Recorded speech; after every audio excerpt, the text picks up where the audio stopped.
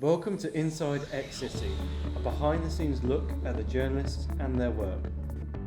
So, Paul Lashmar is stepping down as head of the journalism department at City University of London, and Emily has written about it for XCity.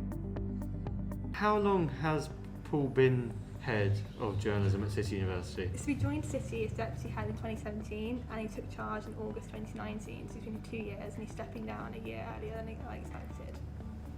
Okay, and so you say he's leaving a year earlier than expected. Why is he leaving? It's been a massive year for City, and for everybody, and particularly in the journalism department. They've had to deal with a lot. In February last year they had the 14-day strike with the UCU strike, so that alone was a lot to have to deal with. And then with all the restrictions that we've had, City has had to comply with the last year with COVID, it's been a tremendous amount of work for both students and staff. I think that it's really taken its toll. Sure, and Paul has made some kind of massive influences in the time he's been here. What has changed since he's been head of journalism at City University?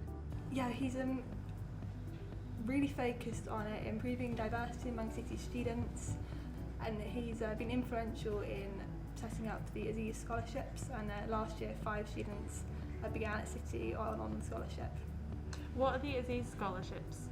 The Aziz Foundation helps tackle the underrepresentation of British Muslim journalists within the industry. So scholarship helps these students to study at City.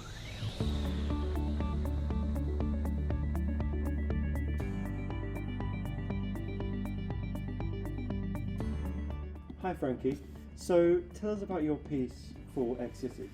So my piece is about the Capitol insurrection and specifically about the ITV news team, and they were the only ones who managed to get inside that day on January the 6th.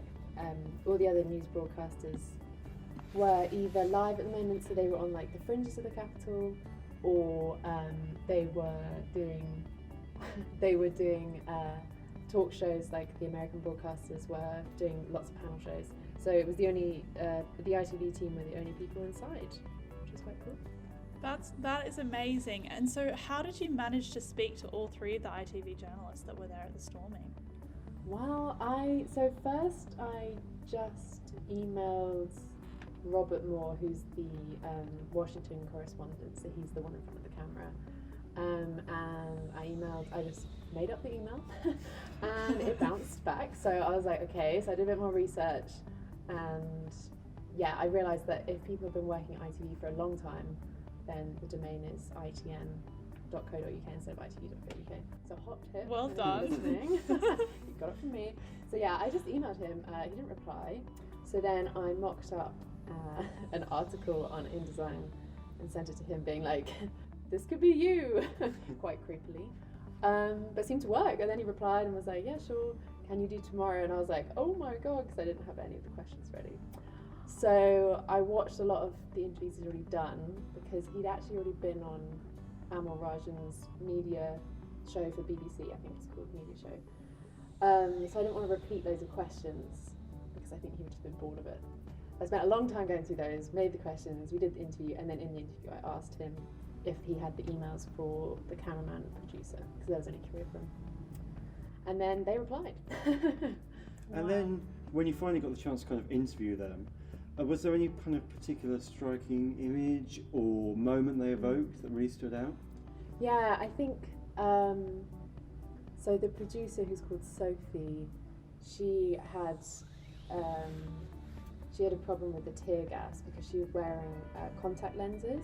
So just before they go inside the Capitol, they were filming shots and they were in the crowd, and she was saying that the tear gas got behind the contact lenses, and it was so powerful that she was retching, and there were people around her being sick from the tear gas, and she was explaining that in such detail that was so horrible. And she was saying that so they started filming from then, and then they went inside, so she was in there for about an hour, and she said she just couldn't really see because her eyes were so bad from the tear gas.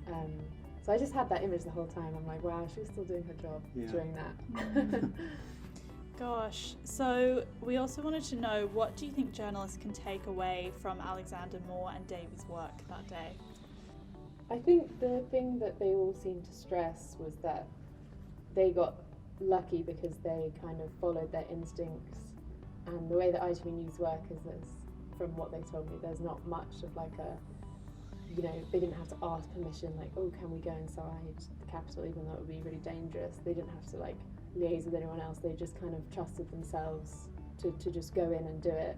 And the key distinction for them was that ITV News, or at least for what they were doing, they weren't doing it live. They were just gathering news, gathering footage, and then putting it into a package, which meant that they think it's like a big strength because they're more mobile and they can like just follow the story. And whereas if you're live, you have a lot of like constraints because you have to be talking to the people back in the studio, and you also can't go into a dangerous situation because so I think that was quite a big lesson, because it seems like more people are doing like lives and things like that. And when you spoke to them, do you think there's anything that they wish they could have done differently looking back? Oh, I don't know. They seem to suggest that they just got quite lucky with what they were doing, and that if other broadcasters were in their situation, they would have done the same as they did. So differently, I mean, I imagine Sophie probably would have rather. She mentioned actually that she didn't have breakfast. Right. And they were in there for like such a long time. So she left at like 9 a.m. to attend the Trump rally, which was before the insurrection. And then I think she got out at like 1 p.m. So she was really hungry. So I would say that's that's a big one. Sure. Have breakfast.